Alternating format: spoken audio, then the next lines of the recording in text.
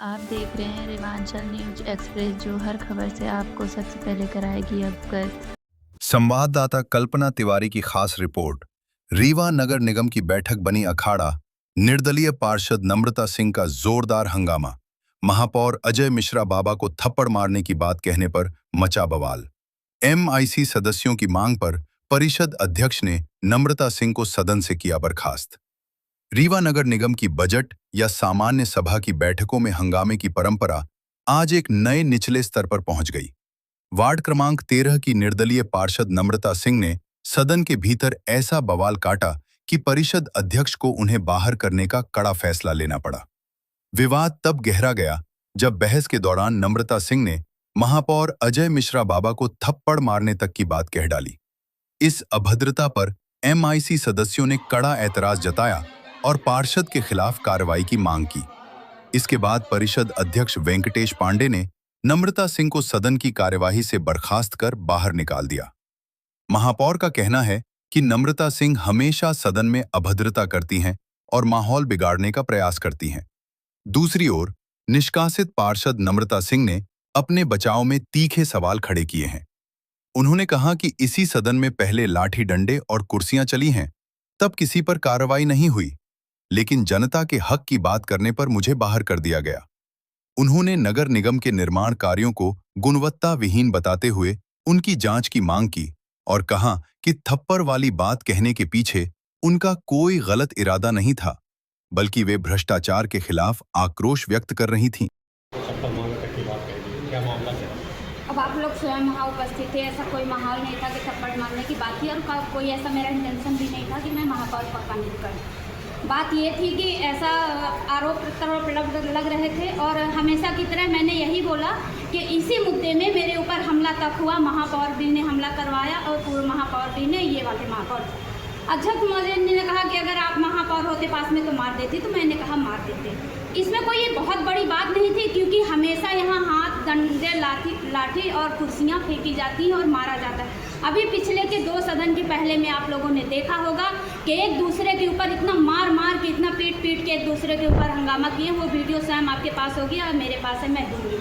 लेकिन ऐसे कोई किसी के ऊपर कार्रवाई नहीं होती। मेरे बोलने से पहले महापौर जी के जो अध्यक्ष लोग हैं वो हमारे ऊपर चढ़ बैठते हैं और इधर के भी 1-2 लोग सपोर्ट कर दे। हालांकि हमारे बीजेपी के भाई लोग तो सपोर्ट नहीं किए, पर अध्यक्ष जो कांग्रेस के सभाध्यक्ष थे उनने मेरे ऊपर जबरदस्ती का आरोप प्रत्यारोप लगाया। फिर भागिए, निकालिए, इनको सदन से बाहर करिए, बर्खास्त करिए। अरे आप बर्खास्त कर दीजिए ना, क्या दिक्कत है? हम जनता के चुने हुए हैं, आपके चुने हुए नहीं हैं और आपका अधिकार भी नहीं है कि मुझे बर्खास्त करके और मुझे सदन से बहिष्कार कर देंगे। ये तो जनता मुझे अगर चाहेगी तो पुनः चुन लेगी। मैं तो जनता के चुने हुए, तब आप कितनी बार बर्खास्त करोगे? करके आप देख भी सकते हो कि कर दो आप। और मैं जो भी मुद्दा करती हूँ तो जनता के लिए करती हूँ, अपने लिए स्वयं मैं नहीं कर रही हूँ कि मेरा मुद्दा स्वयं का है और मैं अपने लिए लड़ रही हूँ। आज ये स्थिति क्यों निर्मित हुई थी? आखिर ऐसा क्या हुआ था जिसमें आपको इतना रोष? बस स्थिति कुछ भी नहीं निर्मित हुई। साधारण हमारे कौन से वार्ड के पार्षद हैं, उनने लगा रहे थे कि नाली निर्माण में गुणवत्ता विहीन रहती है तो कोई नगर निगम के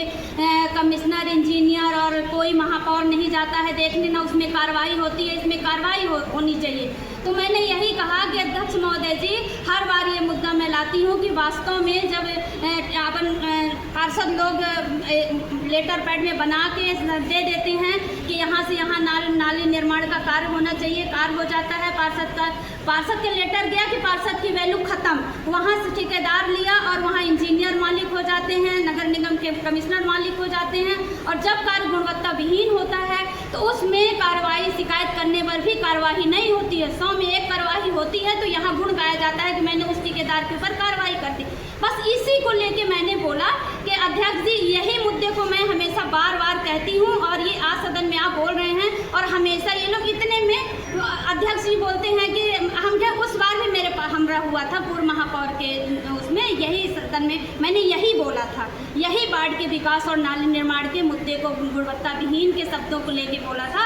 और इस बार भी महापौर जी ने मेरे ऊपर हमला करा तो बोले कि आप महापौर अगर होते तो मार देती। तो मैंने कहा हाँ मार देते, ये कोई इंटेंशन तो नहीं था कि मैं उनका अपमान करी और मार देती। अभी आपको सदन से बाहर कर दिया गया है, अंदर बजट पेश होने वाला है, तो फिर कैसे आप समझते हैं?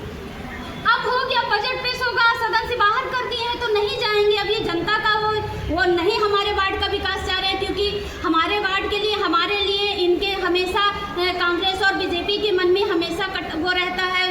कटाक्ष रहता है। यहाँ तक कि हमारे ऊपर तो मैं ये कहना चाहती हूँ कि राजेंद्र शुक्ला जी ने अपने जो मंत्री जी हैं, उप मंत्री जी ने, उनने भी हमारे ऊपर कार्रवाई करने की। तो हमारे ऊपर तो देखिए कांग्रेस और बीजेपी की नज़र गड़ी हुई है, क्योंकि मैं जनता के लिए हमेशा कार्य करती रहती हूँ।